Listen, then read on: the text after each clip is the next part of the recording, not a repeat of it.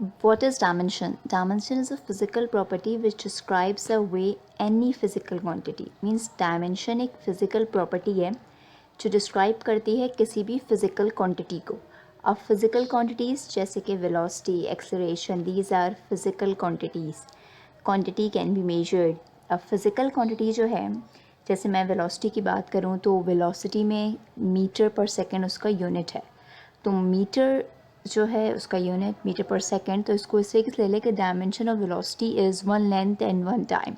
अब इसको ऐसे समझे कि जो मीटर है, मीटर बेसिकली यूनिट किसका है, डिस्टेंस का, लेंथ का, और जो मीटर पर सेकेंड, सेकेंड किसका यूनिट है, टाइम का.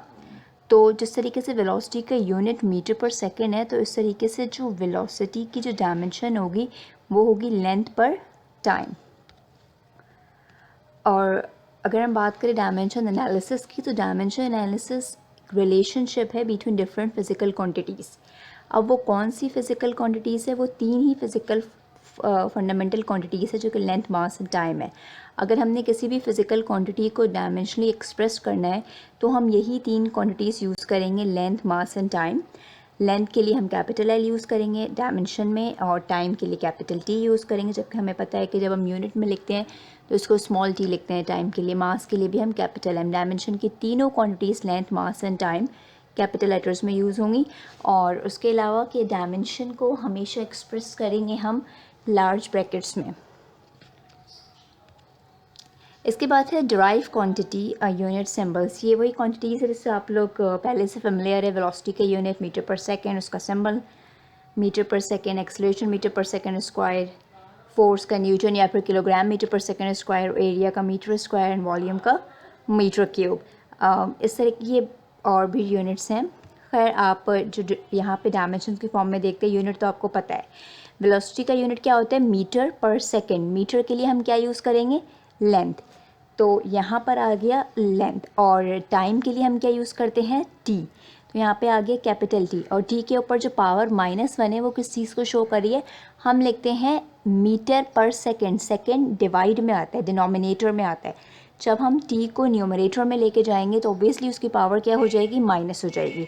और जैसे कि एक्सेलरेशन का मीटर पर सेकेंड स्क्वायर होता है, तो मीटर के लिए एल, टाइम के लिए सेकेंड. सेकेंड का यूनिट जो हम सेकेंड को डायमेंशन में एक्सप्रेस करते हैं वो टी से करते हैं. तो टी स्क्वायर जब डिनोमिनेटर में है वो न्यूमरेटर में जाएगा तो वो टी की पावर -2 हो जाएगी.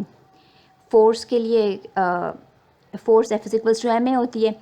एम मास, मास के लिए कैपिटल एम. ए एक्सेलरेशन का यूनिट हमें पता है LT-2. तो यहाँ पे क्या आ गया, LT-2. एरिया हमें पता है लेंथ इंटू लेंथ, तो एल स्क्वायर. वॉल्यूम भी हमें पता है कि वो क्या होता है, length into breadth into height, यानी कि एल क्यूब, क्योंकि लेंथ, ब्रेथ, हाइट तीनों ही मीटर में मेजर होते हैं. फिर डेंसिटी देख लें. डेंसिटी क्या होता है, मास पर यूनिट वॉल्यूम. मास के लिए एम, वॉल्यूम के लिए हमें पता है एल क्यूब. वही अगर एल डिनोमिनेटर से न्यूमरेटर में जाएगा तो उसकी पावर क्या हो जाएगी, -3.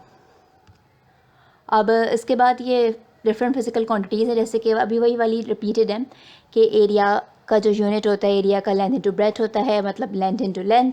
यहाँ पे आप देख रहे हैं सिंप्लीफिकेशन के जरिए बताया हुआ डायमेंशन फॉर्मूला में, तो क्या हो गया, एल स्क्वायर. फिर इसको कर्ली ब्रैकेट में इसको लार्ज ब्रैकेट में आप लिख सकते हैं, large bracket L square, large bracket close. Not necessary कि आप यहाँ पे m की पावर 0 और t की पावर 0 लिखें, और अगर लिख भी दे तो कोई इशू नहीं है, क्योंकि समथिंग पावर 0 = 1. वॉल्यूम को देख लें. वॉल्यूम का लेंथ, ब्रेथ, हाइट, इसका फॉर्मूला लेंथ, ब्रेथ, हाइट तीनों का यूनिट एल होता है.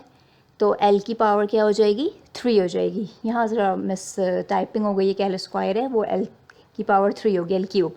अब आप डेंसिटी को देखिए. डेंसिटी का यूनिट क्या होता है, मास पर यूनिट वॉल्यूम.